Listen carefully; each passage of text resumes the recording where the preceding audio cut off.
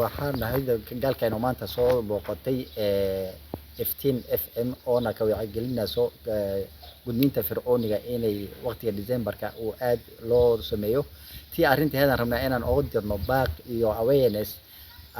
meel walbo county Garissa koonaheeda afarteeda gees ugu dirno saa awgeeda waxaan rabnaa inaan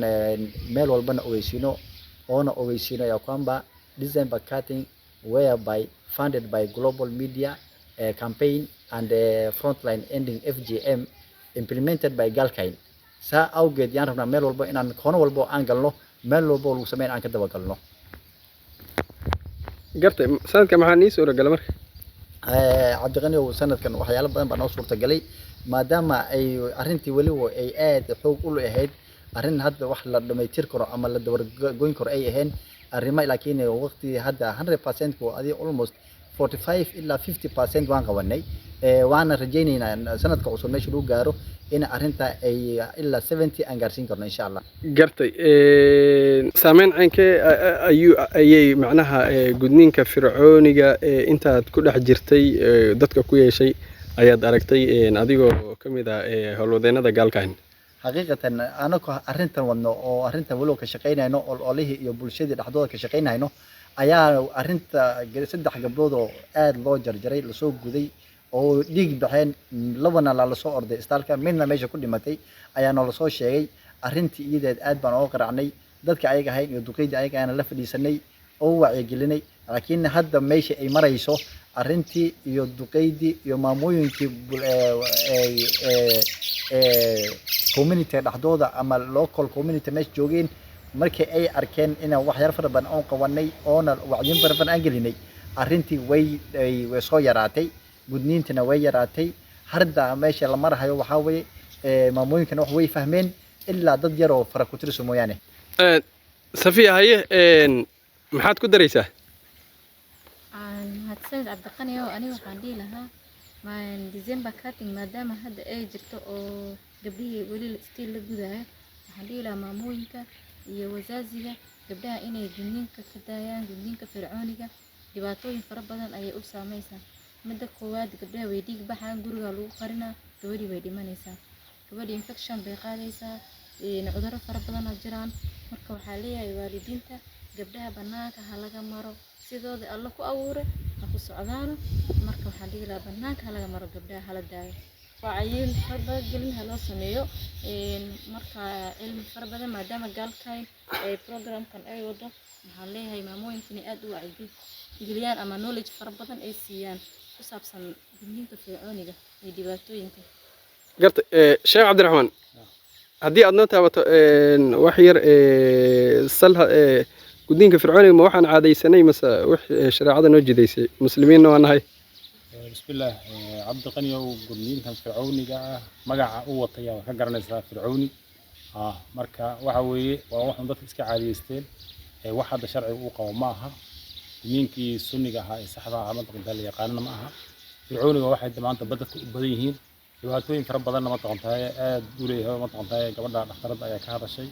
يوم حيث ولد محمد مركا هراء ما تقنتها قبل قدنين فرعوني الوصل أنا دبعتي مرسا markii loo dhamay ka bacdi dhiigu ku dhacana dhibaatay maraysa markay umuleysana dhibaatay maraysa dhibaatooyinkiisa marka wax soo koobi kara ma aha saas daradeed waxaan ugu baaqi lahaa bulshada Gaariso in arrinta ayada ay ka waantoomaan oo ma taqantay culum fara badan ay bartaan jahligan ay ka baxaan arrimahan ma taqantay ay ka joogsadaan ayaan fari lahaa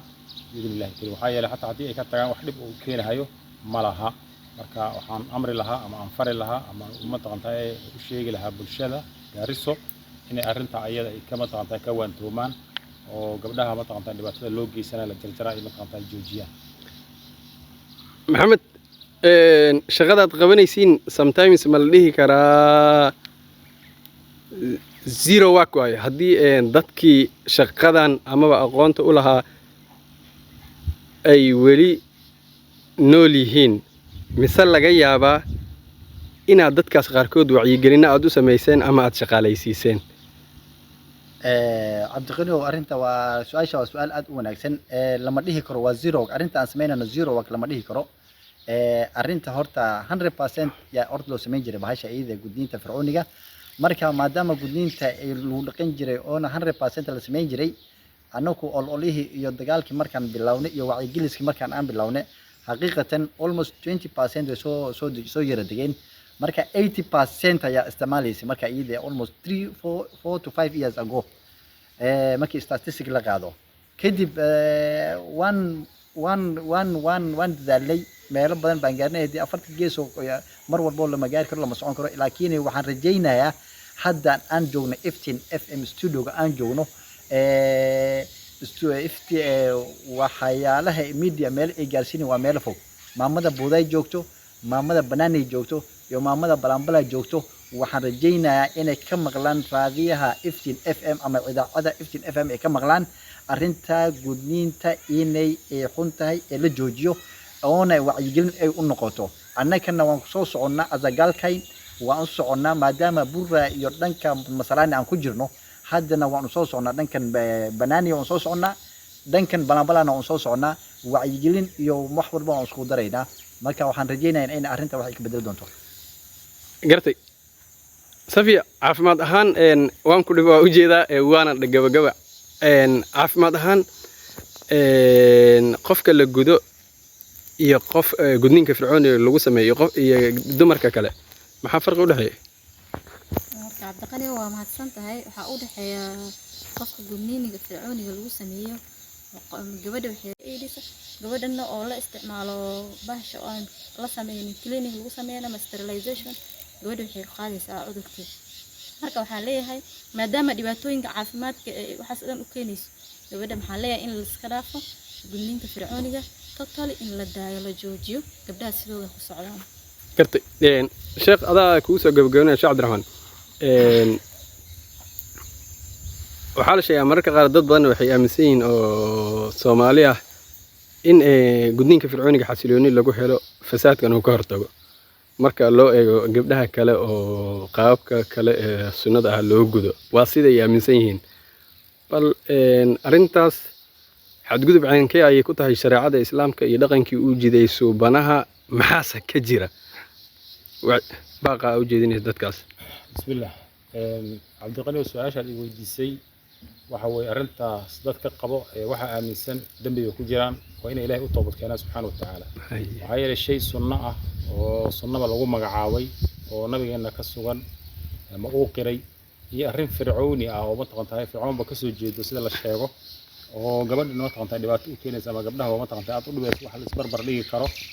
oo muxuu ahay to lagu bedel qaadan karo sunnada looga bedel qaadan karo arinta fircooniga ma aha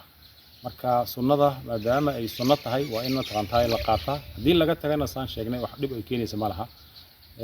marka waxa ka sii xun in sunnihiina laga tago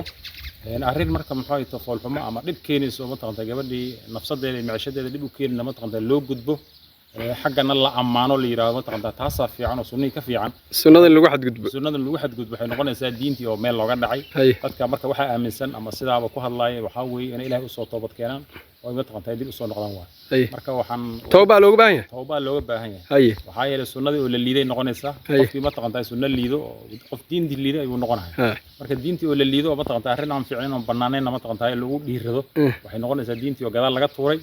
waxyaalo aan banaanayn mataqantahay loo gudbay ay noqonaysaa marka arintaas waa meel ka dhac diinta looga meel dhacay waa in mataqantahay arinta ayada laga toobad keeno Ilaahay looga soo noqo subhanahu wa ta'ala marka waxaan fari lahaa bulshada in mataqantahay arrinka fircooniga ay ka joogsadaan oo ay mataqantahay iska dhaafaan muxuu ahay to wacyigelin fara badan mataqantahay inay sameeyaan bayaan jeclaan lahaa gaar ahaan waxaan ugu baaqi lahaa hay'adaha mataqantahay umuraha ka shaqeey inay wacyigelin fara badan iyo mataqantahay aqoon fara badan ay mataqantahay dadka muxuu ahay tusiyaan si mataqantahay arrimaha ay uga joogsadaan insha Allah ta'ala